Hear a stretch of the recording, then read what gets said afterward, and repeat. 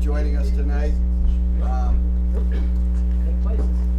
Tonight I'm joined by our Open Space and Recreation Planning Committee, Tom Lorenz, Cheryl Doyle, Heather Owens, and Travis Farley, Recreation Director, Pat DeShanes, and our consultant from the Metropolitan Area Planning Council, Joe Sacchi. Thanks you all for coming out tonight. I'd like to start tonight with some really good news. This afternoon we were informed by the State Executive Office of Energy and Environmental Affairs that Town of Norwood has now been designated as a green community. Thank you. Good work. With that comes good news of an immediate $182,000 grant from the state that we will use to do energy conservation measures in some of the town's buildings.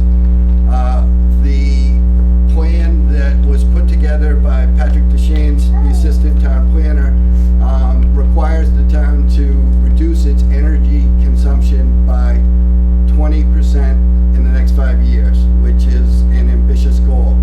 A couple months ago, the electrician was changing some fluorescent light bulbs in our office.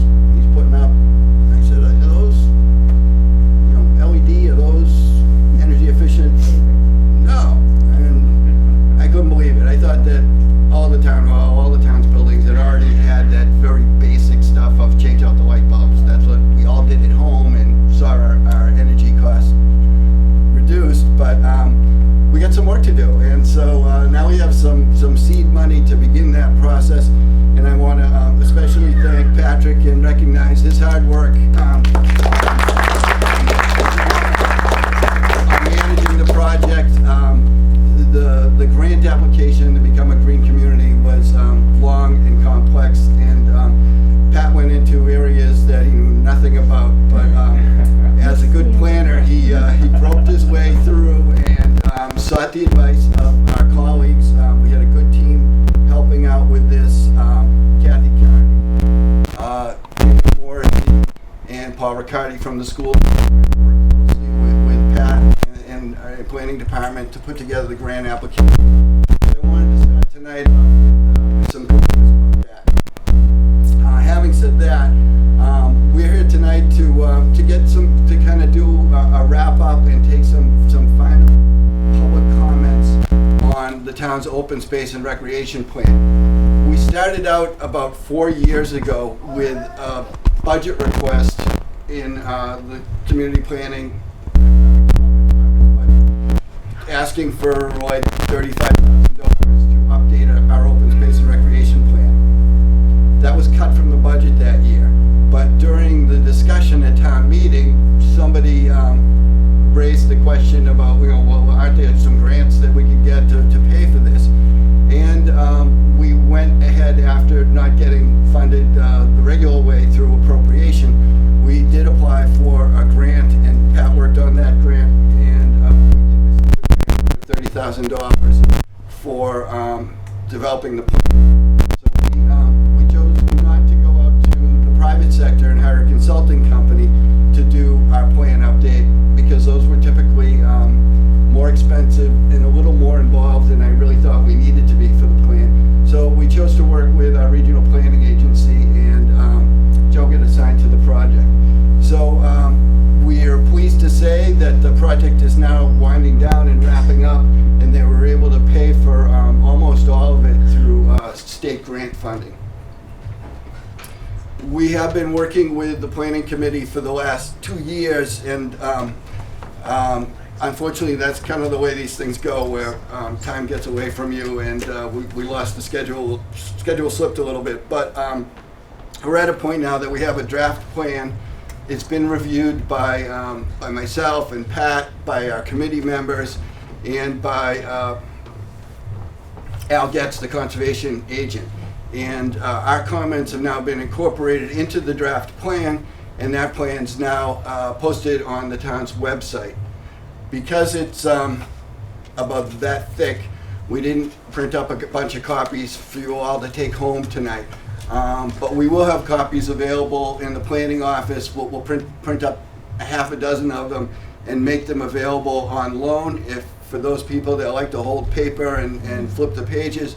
For those that want to view it online, you can go to the planning department's website and find the plan there. Tonight we are going to present some of the findings of the plan, and we are going to take some time and ask you for some final input. Where we will end tonight, and we're not going to have you here long tonight, but what we're going to do is have a 2-week comment period with which we will accept comments on the draft plan. Those comments will be considered. Some will be incorporated into the plan. Others might just need a response. So we can't guarantee that what everyone says is going to work its way into the final version, but we will leave a two-week comment period open and accept comments in writing via email or letter form. That will then lead to the final version, the final version, which will need to be approved by the planning board and the board of selectmen. So you'll see in the next month or so, we'll be going into that final phase. The State Department of Conservation has reviewed the draft plan, and they have given it tentative approval. So that's a good sign that it's got all the elements that it's required to have, and they've pretty much given it their blessing at this point.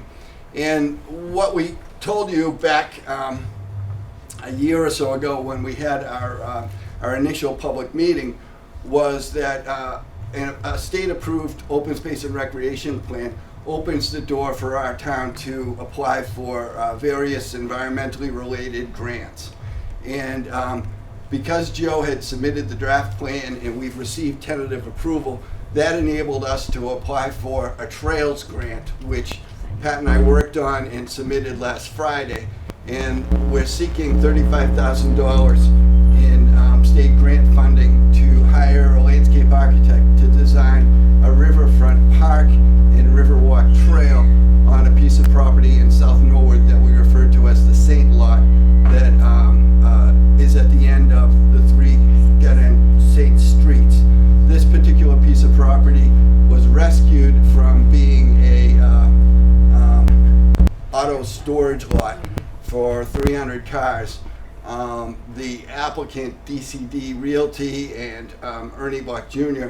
had read the tea leaves and saw that it was really going to be difficult for them to get permission to store all those cars in that lot, and they agreed to sell the property to the town.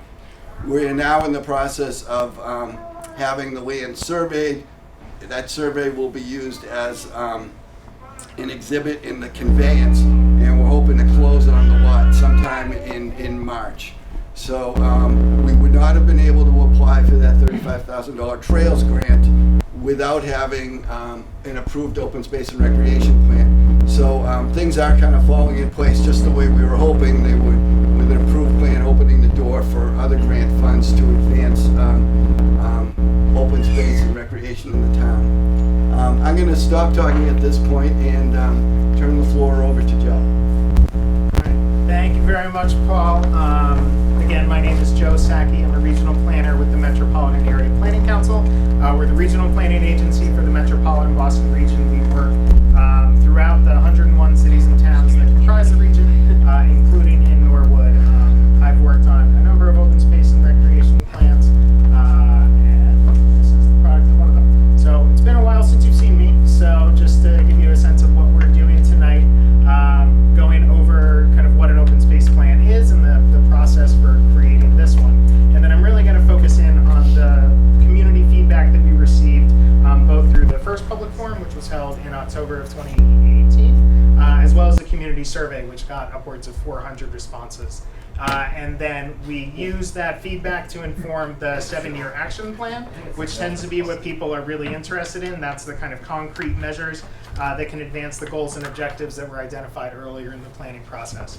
And then there will be a period at the end for you to ask questions, make comments, and cover any other topics that may have been missed tonight.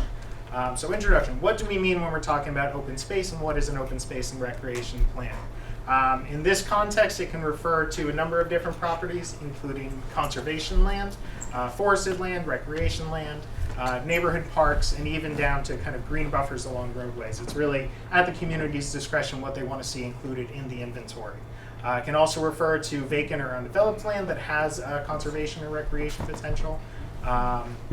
And open space varies in important ways by ownership, level of protection, and use, and those are all kind of related. So something that's publicly owned generally has a higher level of protection than something that's privately owned. And so then what do we mean when we're talking about recreation? It does not exclusively refer to kind of active recreation and organized sports, although that is certainly part of it.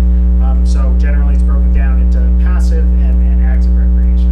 And so examples of passive recreation, which require less capital investment, less development of facilities, that can include walking, running, hiking, fishing. So just as an example, the Stone Dust Trail at Ellis Pond is something that facilitates passive recreation, even if you can't have a full cross-country meet there or anything. For active recreation, this does typically require some additional investment in terms of facilities, either playground equipment, field maintenance, but it also includes kind of more informal play, playgrounds, swimming pools, and things like that, which Norwood has a good inventory of. So what is the purpose of completing an open space and recreation plan beyond the fact that, at least from my position, I think planning is a good thing? It is both an informational document and an aspirational document. So it provides an inventory of the current conditions within town, what assets there are, and then also sets goals and objectives that the community wants to see achieved over the life of the plan. And in Massachusetts, open space and recreation plans are designed to last for 7 years. And so from its approval to its expiration, we'll cover from 2020 to 2027. And as Paul mentioned as well, the completion of an OSRP makes municipalities eligible to apply for state grants, such as, in addition to the Trails Grant, there's a Park Grant, Land Grant, which both allows for the acquisition of property and the improvement of property that the town already owns. And so how did this particular open space and recreation plan get developed? In addition to the background research that I completed, I really relied on guidance from the Open Space and Recreation Plan Committee. So would just like to again recognize their hard work and dedication throughout this process. And then also the help of the town staff, Paul, Pat, Travis, and Al. So thank you again to everyone. Since they're already introduced, I won't go through everyone's name. For the public engagement portion, so certainly all those individuals were helpful throughout the life of the plan, but I also really relied on members of the public. I think I see a couple familiar faces. If you attended the first public forum, October of 2018, can you just raise your hand to get a sense of who's in the room? Sure. All right, great. Well, welcome back. Sorry to keep you waiting so long, but I'm glad you're here tonight. So that event had a presentation similar to this one. I covered some of the same information without the summary of community feedback. And there, during the open house portion, you may remember we had the goals and objectives that had been developed based on the 2011 version of the plan and feedback from the committee, and participants went through and indicated using sticky dots their priorities for those goals and objectives, as well as provided some general comments about what they would like to see. So some of the example comments, an individual mentioned that connecting bike routes and trails to neighboring towns is really important, and I'm actually working on the open space and recreation plan in Walpole currently, and so that can be something that I'll slip into the plan or I'll advocate for, and the people in Walpole seem to certainly recognize that building those partnerships and connections is important. And then in terms of what the feedback all tabbed up, so there were so everyone was provided with, I believe 4 sticky dots, maybe 5. I should double check that. But all told, there were 120 sticky dots spread across the 7 goals and 17 objectives. And this just gives a high level breakdown based upon which goals attracted the most votes. And it may be a little hard to read, the text is kind of small. But there were 3 goals that were kind of clustered as attracting the most attention. So goal 7, which is create the organizational and funding support necessary for the implementation of the plan, received 27 votes. And so I think that speaks to the fact that people While planning is certainly important, you don't want the plan to sit on the shelf. You want to see the plan result in some sort of concrete action. And so some of the action items, which we'll get to later, that can advance that goal could perhaps be early priorities to make sure the others can be advanced as well. The second, which just came one shy from being in the top spot, goal number 2, protect and preserve Norwood's natural resources with the area of critical environmental concern located in eastern Norwood. We certainly have a lot of resources that are deserving of protection, and committed Conservation Commission and others in town who work to make that happen. And then goal 1, acquire open space and conservation land. So there is a finite amount of open space within the town. A lot of it is protected, not all of it is, and so individuals at the last meeting kind of indicated their preference that the town pursue acquisition of priority parcels. This breaks it down a little more into the objectives themselves, so people weren't just voting on the goals, they were voting on the objectives. And so I isolated the top 3 for ease of communication, but in the plan itself, in the appendix, we have a complete breakdown of what the vote totals were. But the objective that received the single most votes fell under goal 2, which was protecting the natural resources, and that specifically mentions the Neponset Valley area of critical environmental concern and other rare wildlife habitats in town. The second, objective 7.2, develop a mechanism for overseeing implementation of the plan. So again, in order to see some of the actions and the goals advanced, there needs to be some kind of structure, or we often recommend there be some kind of structure or body that has responsibility for moving forward different parts of the plan. Again, securing necessary funding, so attention and commitment of volunteers is important, but having the money to carry forward the projects is important too. And then thirdly, protecting Norwood's suburban character from the effects of development. I know there's a lot of development activity in town, and that's certainly kind of top of mind for a lot of communities, and so it's good to see that called out as a priority. And so that was the summary from the community forum, but obviously that's only so many people are able to attend on a weeknight or whatever the case may be. And so we also had a community survey that was available online, and there were printed copies, I believe, at select locations like the Senior Center, the library, town hall, and we did receive a few responses on paper. It was live from December of 2018 through February 4th of 2019, so 1 year ago today the survey closed, and all told we received 428 responses. And so I'm going to run through what the feedback from that looked like. Starting off, we had kind of high-level value statements, and so we asked individuals to respond to the statement, preserving Norwood's open space and natural areas is important to me. It may have been a bit of a self-selecting group, but as you'll see, a vast majority of respondents either strongly agreed with that statement or agreed with it. Similarly, the idea that Norwood's existing open spaces contribute positively to the overall quality of life in town. Not quite as high a percent, but again, certainly a majority indicate that the existing open spaces do contribute to overall quality of life. And just as a note, if I'm moving through these too quickly or the text is hard to read, we have it collected in the document, and if you'd like me to pause and allow you to read, just raise your hand and let me know. Third, again, continuing with the community values, the idea that Norwood should proactively preserve what open space is left. Strongly agree are the majority there. And then in addition to protecting the open space, Norwood needs to proactively plan for the recreational needs of its residents. This was also a high priority. And then we got a little more concrete in terms of specific open spaces in town to see how people, beyond the high level, like yes, these spaces are important to me, we wanted to try to isolate some more information about key open spaces. And something that we found, and you'll see as we run through these, that generally speaking, the conservation areas weren't as well known as the recreation areas. So you'll see here for the Endian Conservation Area, which abuts the area where Hawes Pool is, and the middle school, almost a quarter of the respondents indicated that they were unaware of the amenity. They weren't aware of that space as a resource for either passive recreation or other conservation purposes. So that certainly stood out to me. I'm not sure if it's surprising to others in the room. Similarly, less so with Ellis Pond. Ellis Pond seemed to be pretty well known, even if not as highly visited as some of the recreation areas. But here, only 13% of respondents indicated they were unfamiliar with it. Alavisos Park, which is, I think, also known as Lower Pond, and just south of Ellis Pond, not many people were aware of. William Peswick Park, again, kind of following the trend, the majority were not aware of its either location or existence. It didn't clarify specifically.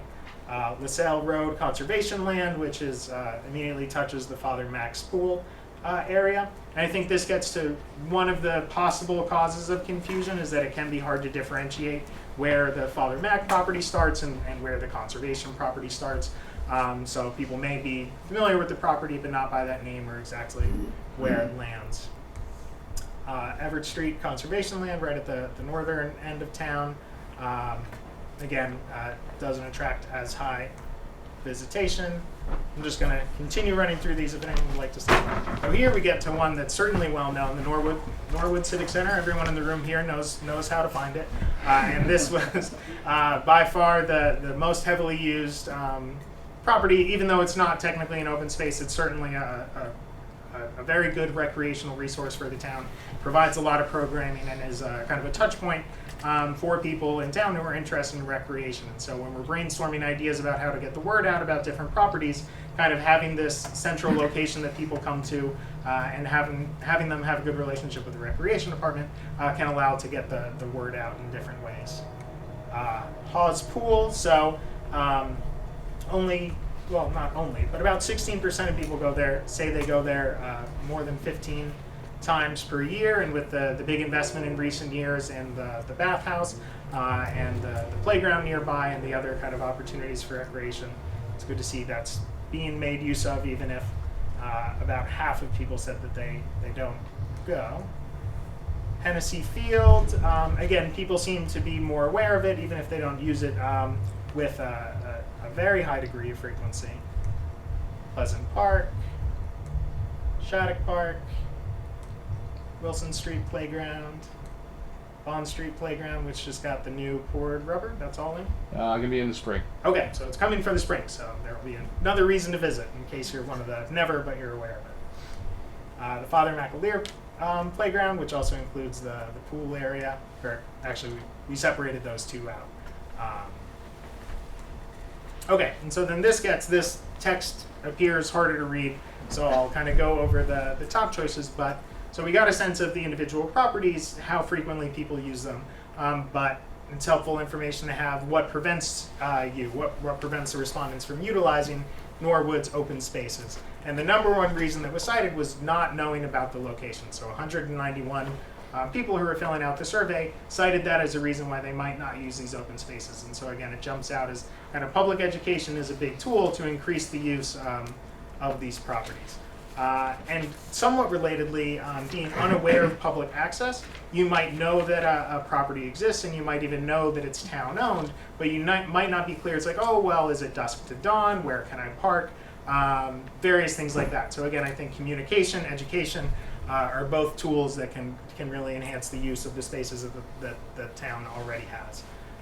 Again, kind of following that vein, the third most cited reason was being unaware of trails and other facilities. So you might not just want to barge into the woods and see what you can find. And so if there are existing trails, communicating those, having maps or other information available, such as a trailhead locations, would be useful. And so following the idea of if I've identified communication, education as key pieces, how do we get the word out? How do people currently obtain their information? And so the local newspaper was cited as the kind of number one source of information. So again, I think it's an important resource, and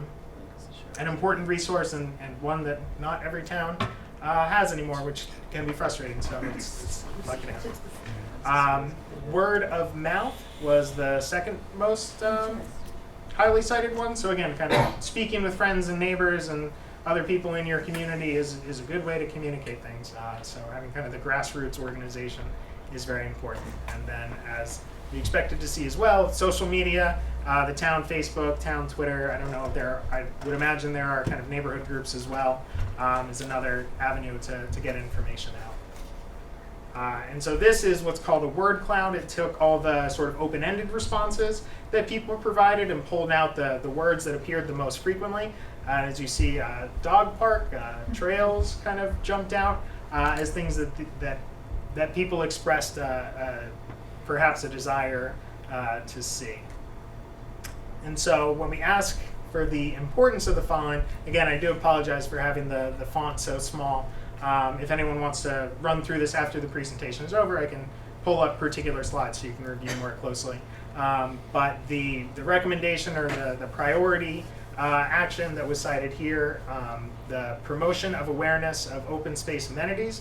So again, following that line of communication, education really are key and do seem to be high priorities, at least among the people who completed the survey. The improvement of existing walking trails stood out. The improvement of existing neighborhood parks and playgrounds. So when asked from this kind of universe of priorities, people do seem to be expressing, okay, well, we do have these resources, we have these amenities, let's make sure they're in good condition and are in a condition that are usable. Linkages among existing walking and biking trails, which jumped out from some of the comments and the public forum itself, seem to be priorities. The creation of new walking trails, playing fields rounded out the top 5. Oh, there we go, I have a number. Yeah. And then we also asked individuals what they individually or as a household would be willing to do in order to preserve open space in Norwood. And the one that kind of got the most positive feedback was volunteering time to town committees initiatives. And so I think this shows kind of a spirit of generosity of time within the town. And really, as I keep highlighting the work of the Open Space and Recreation Plan Committee, this plan would not have been as successful if it were not for their participation. So if you are currently engaged, continue doing so. If you have not previously been engaged in some of the town's initiatives, I'm sure Paul and Pat and Travis and others in the room could point you on ways to participate.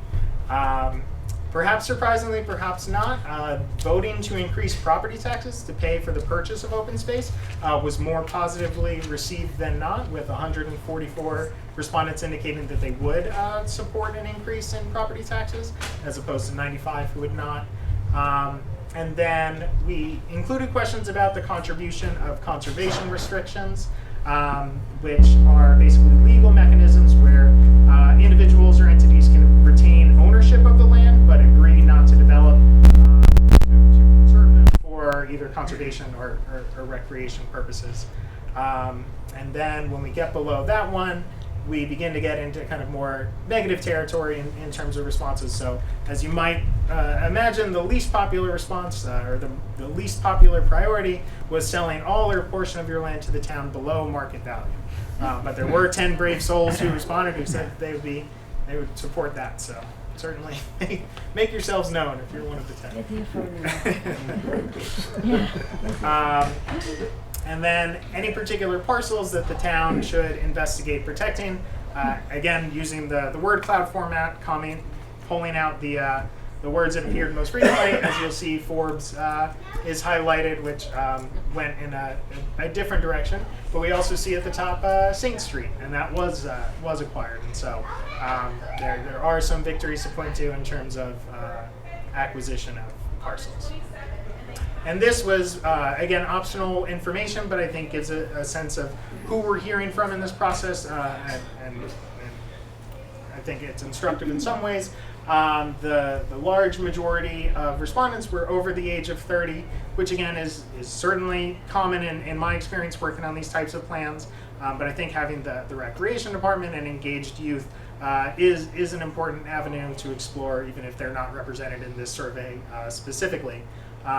And the just slight majority were were longtime residents of Norwood, with over 51% of respondents indicating that they had lived in Norwood for at least 21 years. And so I think it shows kind of a depth of community knowledge. Not that newcomers can't be knowledgeable about a community, but in terms of representation of the town-wide population, the respondents, and again, it is a somewhat self-selecting group anytime you run these surveys, but certainly skewed more educated with at least, let's see how educated I am and if I can do math. 78% of respondents having at least a bachelor's degree, and then also tended to be high-income households with about 66% of households earning above $100,000. Race and ethnicity, again, not quite representational of the entire town population, with around 93% of respondents identifying as non-Hispanic white. But then, let's see, below that, certainly families with households, children under 18, as well as seniors were represented. And then 26 respondents indicated that there's a person with disabilities in the household, which again is an important group to get information on.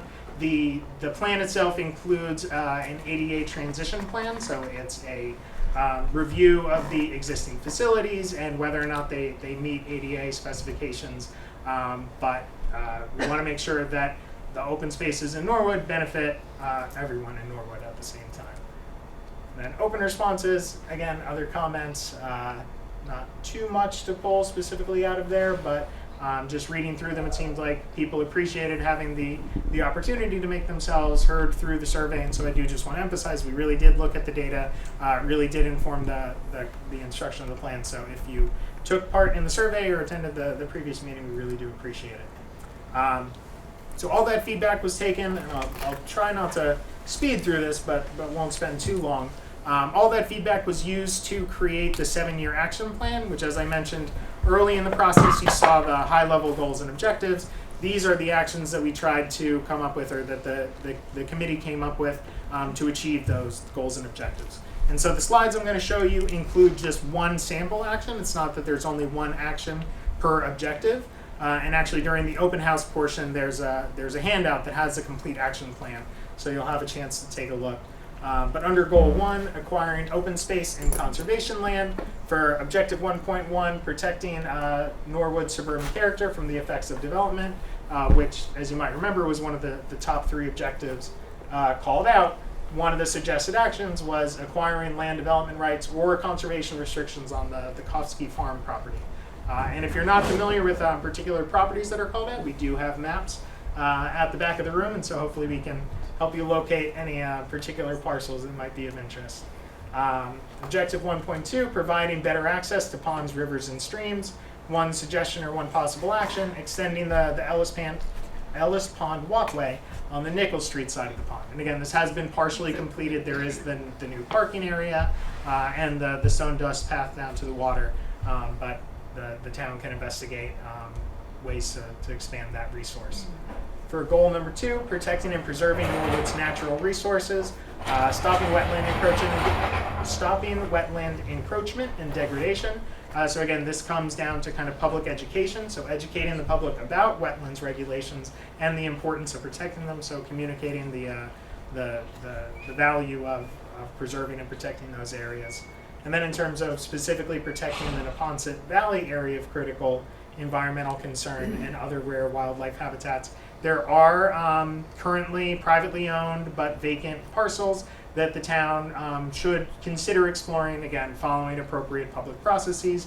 But one of the ones that was called out was the Bach Realty land. And again, I'm using the names that were in our database and were in feedback, but if you're unsure of the property, I'd be happy to point it out on the map following this. Goal 3, developing a greater variety of recreational opportunities for all.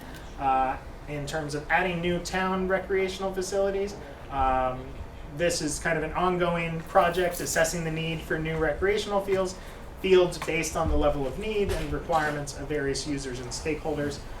In my research, and as you can read in the report itself, we found that the town fields are generally in very good condition following the Gale report that was produced a few years back, but capacity does continue to be an issue. And so just trying to constantly evaluate supply and demand in terms of those resources. Developing facilities for all age groups. evaluate the need to repair or reconstruct the bathhouse at Father Mack's Pool, including making sure it's ADA compliant. So again, the town made the big investment down at Hawes Pool, and so looking whether that's a feasible option at Father Mack's to make sure that it's accessible to as many people as possible. And then for the third objective, eliminating accessibility barriers at all recreational facilities. Continuing to resurface all playgrounds with poured rubber. As Travis mentioned, the Bond Street playground is currently slated. I believe the Lower Balch or the Elliott playground. Is that true? No, just Bond Street right now. Okay, just Bond Street right now. But that is it is a plan moving forward. And for those who aren't familiar, currently the majority of playground surfaces are wood chips, which are technically ADA compliant, but present mobility challenges for individuals who have to navigate this space with wheelchairs. And so shifting over to the poured rubber surface both makes it more easily navigable, and the upkeep and the maintenance requires less. So it's a good direction to go. Goal 4, maintaining and managing existing recreational facilities, parks, and conservation lands in order to increase the use of the town's conservation and open space lands. One suggestion is to develop a nature trail, including an observation platform on the Ellis Wellfield property, which is along Purgatory Brook and extends to conservation land off of University Ave. In order to improve the condition of existing and develop additional passive and active recreational facilities, one idea is to create and adopt a field facility program with local businesses. And so looking for those opportunities to create partnerships within the community among private actors could be one way to bring in some resources to those activities. And then in order to improve linkages between open space parcels, as Paul mentioned, the town has applied for the Trails Grant to connect the St. Street lot with Elliott Field and the Balch School Playground via a new Riverwalk trail. So that's already kind of in motion and in the works. And so having a completed plan with that as an action item allows the town to say, we're not just coming up with this idea off the top of your heads, it's a result of careful planning and community feedback. And so that's just, again, one of the values of having the plan in hand. Goal 5, increasing public awareness on open space and conservation issues. Objective 5.1, this jumped out, educating the public on the location of properties. So posting information about available parks and open spaces on the town's website, social media accounts, other places where people get their information in town. So the information is out there, it's just a matter of making sure that people are able to access it. And in order to foster stewardship of open space and recreational areas, develop or adopt an online system which allows people to report problems on trails, such as down trees or erosion problems. Different towns have kind of a 311 system, or there's another company called C-Click Fix. So there are existing products out there. Whether that would make sense in Norwood is worth exploring. Goal 6, ensuring that the plan takes into account environmental justice and equity. Environmental justice is both kind of a higher level concept and something that's defined within state regulations. And I should know off the top of my head, but I don't precisely the qualifications, but it's measured at the block group level, so the census block group level. And so using information from MassGIS, the State Bureau of Geographic Information, we're able to identify particular block groups within Norwood that meet what's called environmental justice criteria.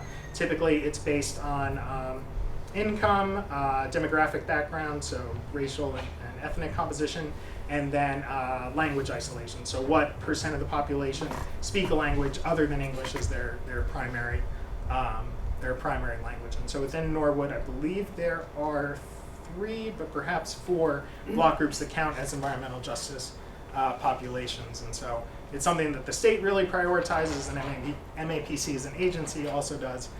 So it can be a little harder to communicate. If you have any questions about it, just let me know. But the objectives that were identified under there were increasing public participation opportunities in the neighborhoods identified as home to environmental justice populations. And so one of the strategies is making sure that all future meetings regarding open space planning are advertised at particular kind of population centers within those neighborhoods.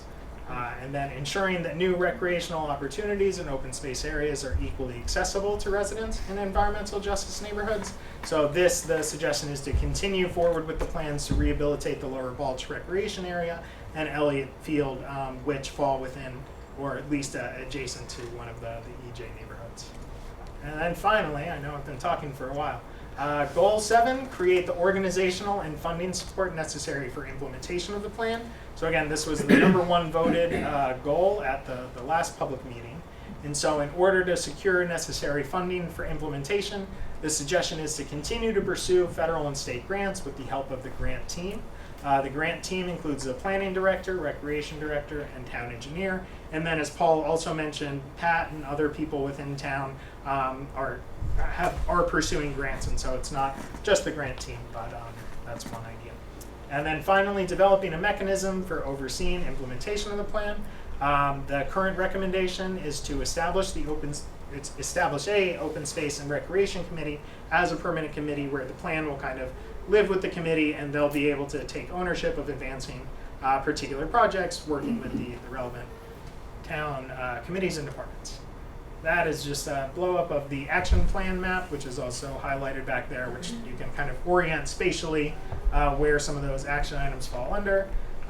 This Paul has already basically covered, but in terms of the plan status, it receives conditional approval from the state, so the town is eligible to participate in these grant rounds. Once final approval has been received, then the final grant payments can be made. So the draft plan is up on the website, as Paul mentioned. We have a couple printed out copies here, and we will be taking feedback for a couple more weeks. And then the next steps are to receive any feedback received tonight or throughout the review period, finalize the draft, send it along to the Board of Selectmen and Planning Board for review, and then once we get their seal of approval, we can submit it to the state for final approval, and then the plan will be good for 7 years. So, questions? That's a lot of information. You asked comments. Yes. Where can people send their written comments on this plan? Do you have an email address, a website address, or how can we get the comments to you? I can certainly provide my email address, but I might recommend sending it through the town as well, just so that they're aware of the information that's coming in. So we'll be sending it to the planning department, and then I can be copied on it. Any particular person, Paul? I believe so, Or yes. someone else? Okay. Thank you.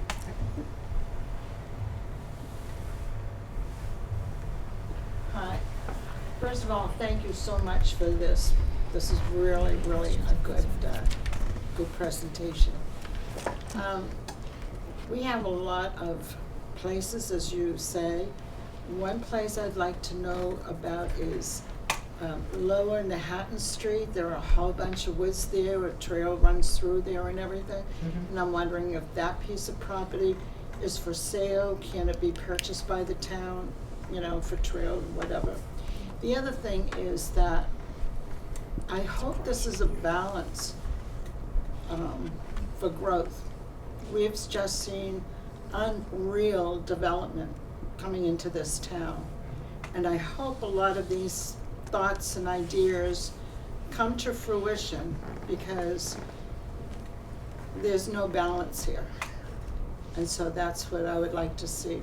There's too much population growth in this town. There's too much development in this town.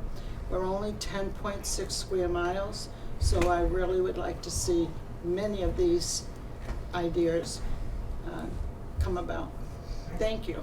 Thank you. And in terms of the property, if you want to, if we can check on the printed maps. If not, we can take the information down, and I can kind of. On Lower Manhattan Street, you mean? Yeah, exactly. Okay, thank you. A suggestion, you mentioned that you wanted to or you thought we should form a committee or a commission, a permanent group of people. Looking at these numbers, I would say that we should ensure that there is someone to represent the handicapped people in the community on that commission. Thank you. Along those lines, I would recommend to Paul, maybe, that every year in the May annual town meeting, there's a moment for committees to present their updates and summaries to town meeting, and this would be a perfect place if the desire is to stay on top of this on at least an annual basis. There's probably no better forum to do it than that.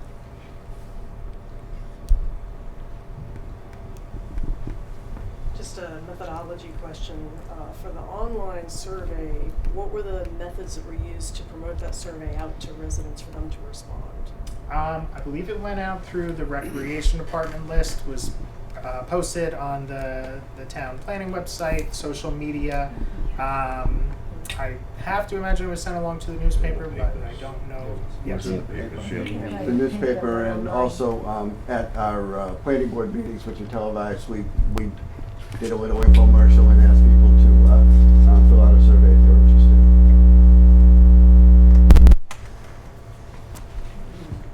Town website. If we're doing something, we need to get the word out again.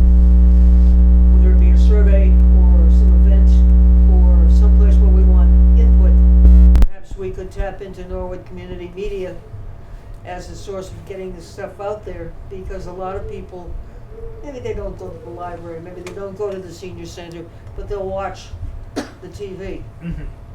So that might be something where we put an announcement out there, offer a way to connect and give their feedback. And a lot of people, since the programs get repeated several times, a lot of people will see it and perhaps give us some more information. Absolutely. Are there better ways of getting information out to the people that aren't townies? Because it seems like that's the majority of the people that know about the things and respond to it. But there's a vast majority of the town that doesn't know what's going on in the town.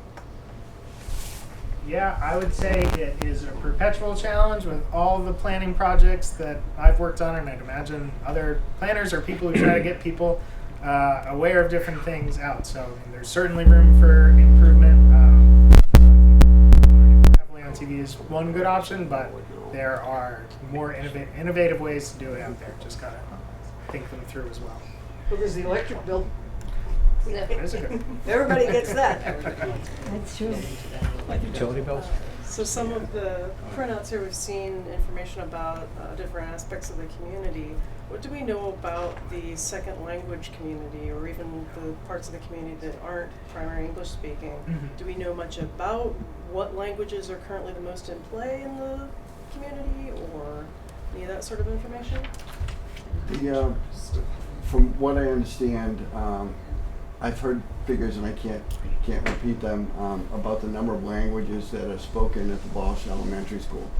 And I think talking to the principal, she would probably be able to shed some light on what those languages are.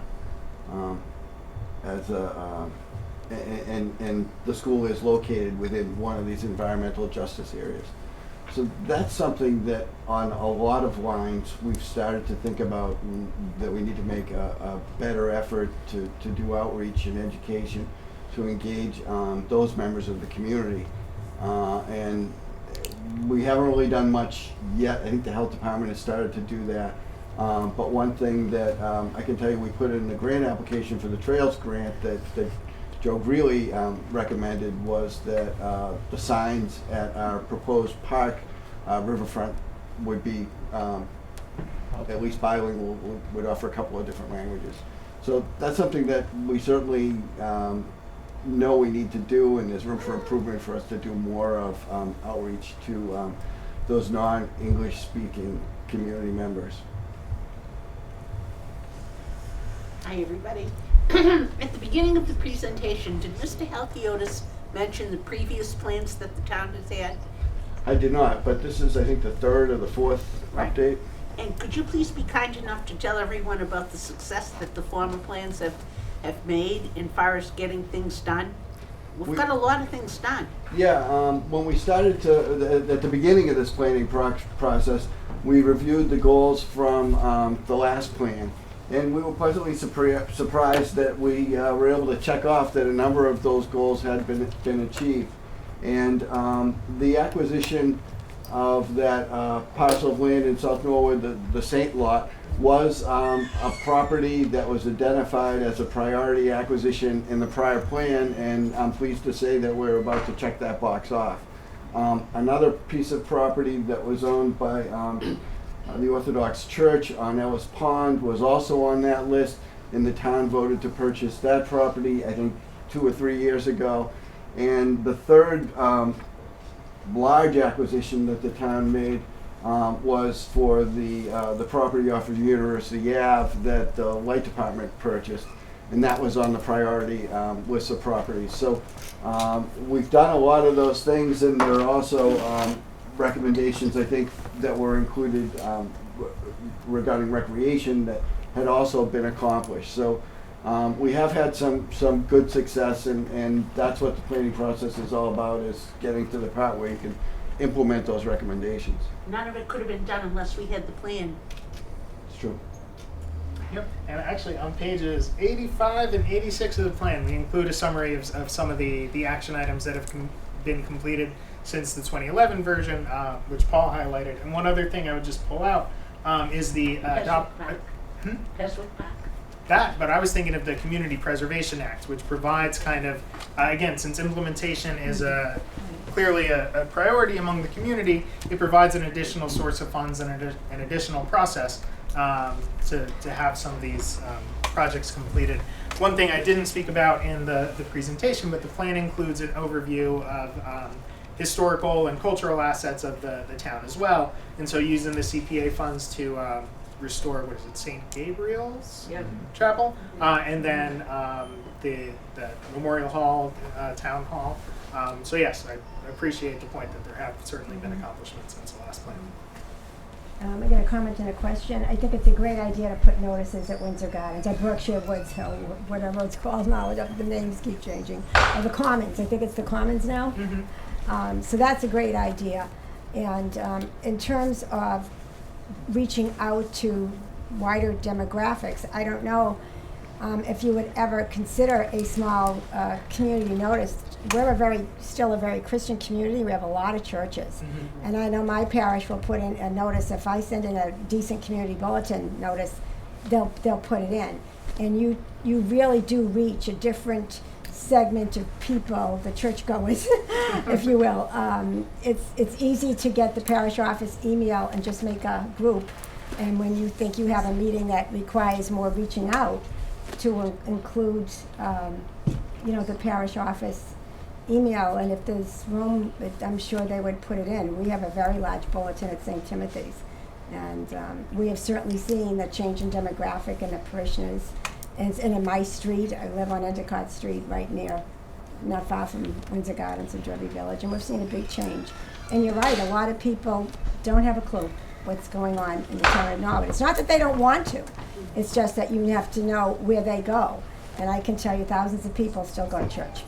So I just offer that as an easy access to another set of people. And the superintendent's office would surely be able to give you all the data you need on languages in all the school buildings, and would be happy to work with you. Yeah, I really appreciate those points. Thank you. What is the deadline for submitting comments on the I draft? think we've talked about having the comment period for 2 weeks. So 2 weeks from today? February. Yes, so February. Just as an example of how this document could kind of live and continue, one thing that wasn't in existence,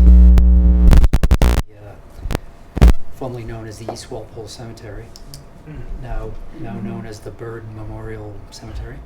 So, but there's open space that, with that acquisition and donation, there's open space behind the cemetery it's not quite, I wouldn't use the word vast, but it's a good piece of open space that wasn't on the radar screen a year ago.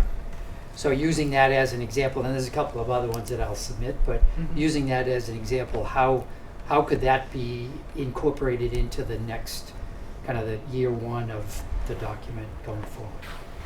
Just in terms of expanding the inventory to Going make in sure the it inventory, reflects- another opportunity, connecting the dots between existing open space? Sure. Okay, what's been your experience as far as those between years? To be honest, my involvement with the plan usually doesn't extend into the implementation phase as often, but I do think that it should not be a static document. If there new information comes to light, and again, through the process of completing the plan, I would put something that's like, maybe the town should explore buying the Saint Street lot, and then I get a comment back, oh, already done. So things move quickly, so if you have kind of new information, then certainly I think could, if, for example, a committee were to be created, that would be kind of a body that could receive that information and kind of connect those dots, as you say. I think that parcel that was just acquired is about 4 acres, is it, Mr. Greeley? Yes. Right. Yep. Vast, I think that qualifies as vast. It is down at It is the- down. This is okay. That's I read through portions of the report. I'm with youth soccer, and as Helen said, you should look back at some of the old plans. So I go back as far as the original Gale report back in '95, working all the way up to here. And I'm glad that you've incorporated both open space and the recreation together. We've certainly, over the last 25, 30 years, have worked well with the DPW, the rec department, the schools on getting all the recreation facilities up to speed, where other communities used to ask Jerry Miller, how do you have such good fields and everything? Everything's working so well. What can we do to do in our program? One of the items that was mentioned in there that was that you didn't get much input from the youth of the community. We just had a field users meeting last week with Travis for both the youth and adult recreation. And if you wanted to get more input from, when you're talking youth, I imagine you mean either the young people or the families who have young children. And Travis has contacts with all those youth programs, including the adult programs that utilize the recreational fields. And possibly that's a mechanism that you can go out to get more information or input from the young families in the community. And then the other thing that I brought up to Travis and Mark at the field users meeting, although it is 5 or 6 years off, we just passed an override, general override for a school in town. They're talking now about possibly a new Coakley Middle School. If that does come into effect 5 or 6 years before this plan is over, there's going to be a lot of construction going on down at Coakley Middle, and what open space and recreation should be looking for is where are those 400 to 600 people that use the 4 fields down at Coakley Middle Field going to go for the 2 years that Coakley Middle School is a new one is being built. I know Travis is already starting to look into a few places, but I think that should be kept on your mind as you're going forward from year to year, and as the town comes to grips with what they're going to do in the future as far as that Indian Park property is going about. Thank you. Yeah, just going back to, thank you for bringing that up, reaching out to everybody, you'd be surprised, and a big piece of what, we send brochures out to every household, we're very active on social media, we use NCM, we do flyers to schools, we try to be involved in PTAs, we try every marketing venue or avenue we can, and you'd still be surprised with people that would come and be like, I had no idea these programs existed. So it definitely is a big challenge of ours to continue to reach out. And it's the same thing with the master plan. It can be a challenge to get every pocket of the community to get feedback from. Yeah, and the field issue, we are looking into that. Like you said, it's going to be a little bit of a challenge for that brief period, but we'll look into all the options that we can. Another thing that, as a member of the Trails Committee, we've been, trying to work with like Walpole. And most of the open land in the town, the large open land, is on the periphery of the town.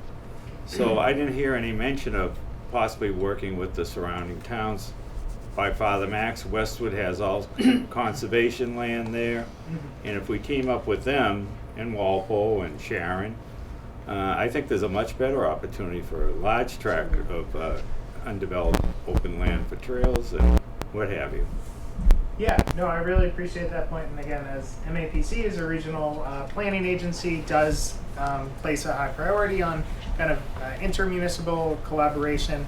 It's not explicitly called out in the action plan, but as I mentioned with Walpole, I'm doing the plan there, so I'd be happy to chat because I know their Trails Committee is very involved. But the point is well taken that kind of working with communities that have large open spaces on the borders is important.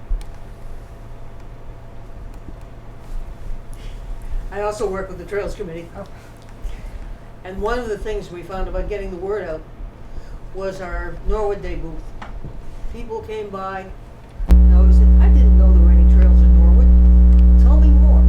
And if there were a booth at Norwood Day specifically dealing with the open spaces that exist, the ones that are planned, what we're doing, what we've accomplished, if you can get your 12 square feet of space with graphics, maps and stuff like that, and handouts, people will come and they will take them home with them and they'll take it to heart, because we found a great deal of interest just by opening the door. So we can do the same here. Maybe you'll have the booth next to ours next time. 3 or 4 years ago, the Ellis Pond Committee did that at Norwood Day. We provided maps of the conservation area available in the town. We had a great success there, right, Carol?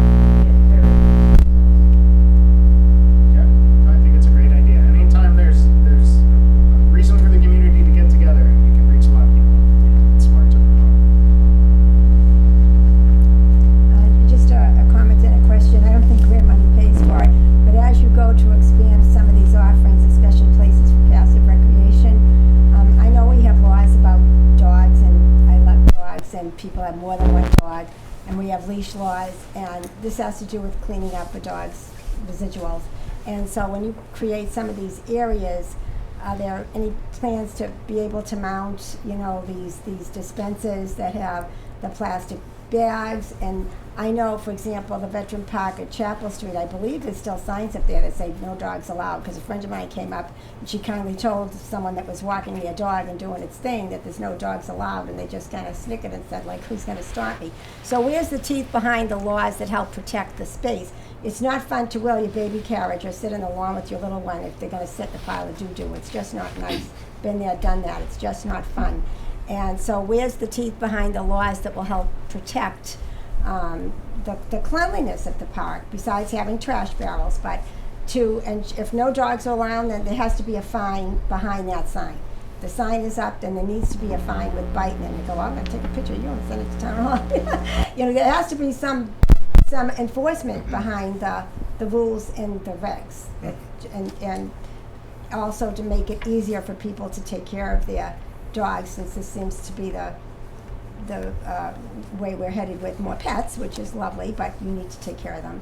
And just to have receptacles to help encourage the cleanliness of especially the passive recreation location. Tony, did you have to degenerate this conversation down to I'm sorry. I took care of kids for years, and I'll tell you, there's nothing worse than coming home with your carriage wheel full of doo-doo. I jump in for Cheryl. I think she was about to say that we have started to put those pet waste poles with bags and trash out at some of the conservation land. I know at Alavisos there's one, and so that's going to be something that we're going to look to do at all of our parks and trails. And it's definitely something that we need to do for a variety of reasons.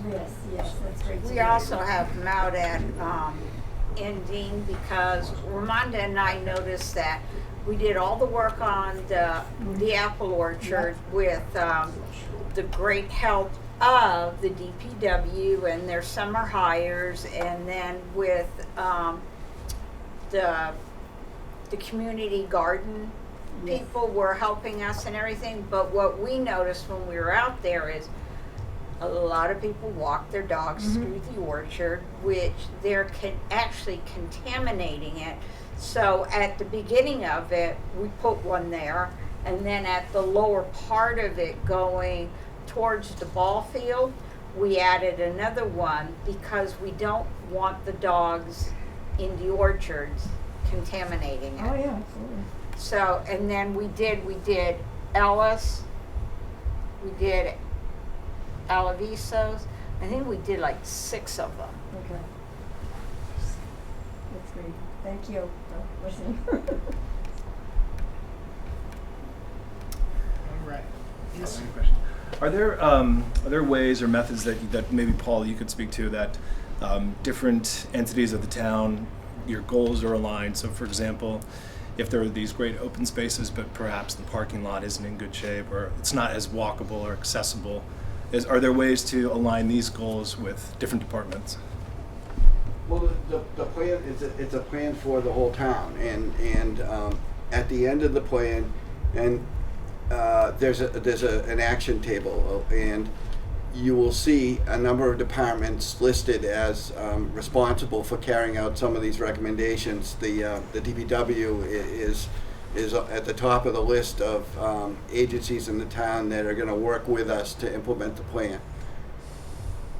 Yeah, I guess more specifically, if they have different priorities within their department, how do you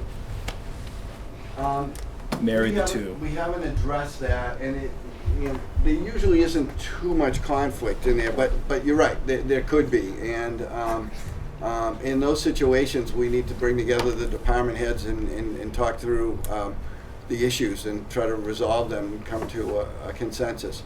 The plan is, the front part of the plan is a wealth of information, statistics about the town. If you don't want to read about the history of the town in the first few chapters, and you just want to see what the plan boils down to, flip to the end where there's a table of action items, and that's where in a dozen pages you can read about here are all the things that are recommended and who's responsible for doing them, and in a general way the cost, low, medium, high, and the priority, whether that's short term, mid-term, or long term. And so for those people that don't want to read through the whole plan, we recommend just taking a look at that and then providing us with feedback on those action items.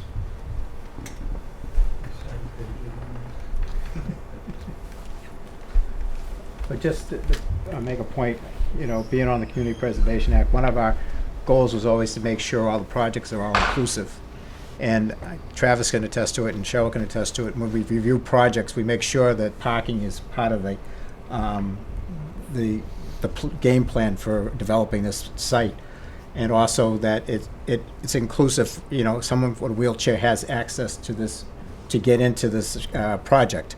Travis can attest to the Lower Bulch. He amended his project so we could incorporate a wheelchair ramp to go down to the lower field. So we are looking at these things when it comes up in front of the Community Preservation Committee, that we're making sure that I definitely take all-inclusive very serious. And so it's always part of the project, and it's part of the review that we go through with all the applicants and make sure they understand that part of it. Can I follow up on it? You were asking how to get all the other departments on board and stuff. This town is actually blessed to have a DPW department that's willing to work with the boards. When the conservation went and we did the Nichols Street property, Mark Ryan and his crew were very instrumental in helping us having it handicap accessible, because we made sure it was wide enough, the stone dust was all packed down, we grubbed everything out. We also, they worked with us to make sure that the parking lot had enough vehicles in it and that it was cleared out, but then there were also rails put so like somebody couldn't take an ATV or whatever and then go down and tear up the conservation land. And we have, as long as I've been on the conservation board, we've never ever had a problem not getting the help from the DPW. Sometimes we have to wait a little bit because they do have the peak seasons, and we have learned that don't ask them during a peak season, but they'll help us and bend over backwards on an off season and on a cycle and everything. And we've managed to get a lot of our projects off the ground with them. That's great. Once again, has there been any consideration given to safety concerns? For example, perhaps in the summertime, at random intervals, some of the police on the mountain bikes might ride through some of the trails to make sure that it just be a visible presence for the people who are using the trails and for people who might abuse the trails. I don't think the plan calls it out that explicitly, that might be an idea for something to add. But I mean, we talk generally about making sure that the parks are well maintained and managed, and kind of that might fall under management, but it's not called out that explicitly. Thank you. One more question and then go to the next phase of the meeting? Yep, that sounds good. Good? All right. Oh, that was great. So again, thank you so much everyone for attending. The maps are set up around the room, mainly for informational purposes, but if you're looking and really have a question, I'll be around, other people will be around. There are also Post-its if you want to post things on the map, and these will live with the town, so you can look at them again. And then I also have a handout here that includes all of the action items. It doesn't include the other details Paul mentioned in terms of like what departments are responsible and timeline, but I would ask if you have the time to go through and complete the exercise. It's similar to what we did in the last meeting for prioritizing the goals and objectives, and this is asking you to prioritize the actions themselves. So again, just to give us a general sense of what people would like to see done first, so that either if there's low-hanging fruit, the town can grab at it, or if there's something that'll take longer term, they can say, well, it'll take a while, but people have really said it's important to them. So those will be up here as well, and we got plenty of pens. But thank you again, everybody. Thank you. Very good. Thank you for your work.